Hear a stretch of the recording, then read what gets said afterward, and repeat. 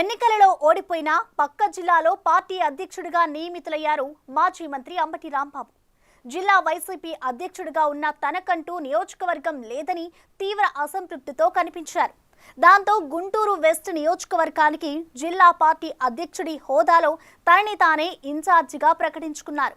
ఆ సెగ్మెంట్లో గత్యంతరం లేకుండా పోయిన వైసీపీ అధిష్టానం కూడా ఆయన్ని ఇన్ఛార్జిగా ప్రకటించాల్సి వచ్చిందట.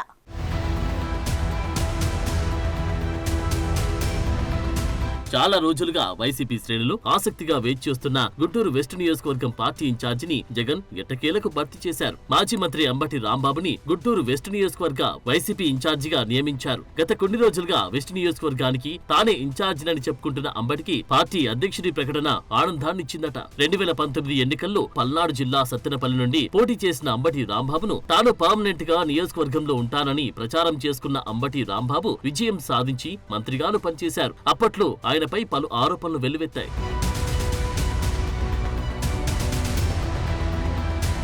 సత్తెనపల్లి నియోజకవర్గాన్ని వైసీపీ కంచుకోటగా మారుస్తానని చెప్పిన అంబటి 2024 ఎన్నికల్లో ఘోర పరాజయం తర్వాత ఎన్నికల కౌంటింగ్ రోజు బయటపెట్టిన కాలుని తిరిగి సెగ్మెంట్ లో మోపలేదు. తిరిగి సత్తెనపల్లి నుంచి పోటీకి ఆయన ఇష్టపడలేదన్న ప్రచారం నడిచింది. ఆ ఎన్నికల్లో గుంటూరు వెస్ట్ నుంచి పోటీ చేసి ఓడిపోయిన మాజీ మంత్రి విడుదల రజనిని తర్వాత జగన్ తిరిగి చిలకలూరిపేట ఇన్ఛార్జిగా పంపారు. అంబటిని ఏకంగా జిల్లా మార్చేసి గుంటూరు జిల్లా వైసీపీ అధ్యక్షుడిగా నియమించారు. దాంతో అంబటి రాంబాబు గుంటూరు జిల్లా రాజకీయాల్లోకి అడుగుపెట్టారు.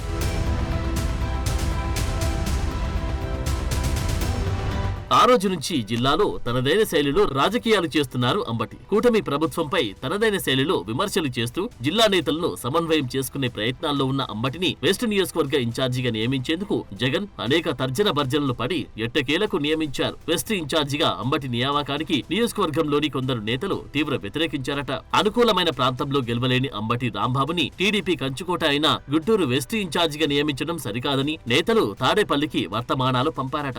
గతంలో పనిచేసిన నేతలకివ్వాలని జగన్ ముందు ప్రతిపాదనలు పెట్టారంట. ఆ క్రమంలో గుంటూరు వెస్ట్ సెగ్మెంట్ వైసీపీకి 6 నెలల పాటు ఇన్ఛార్జి లేకుండానే గడిచిపోయింది.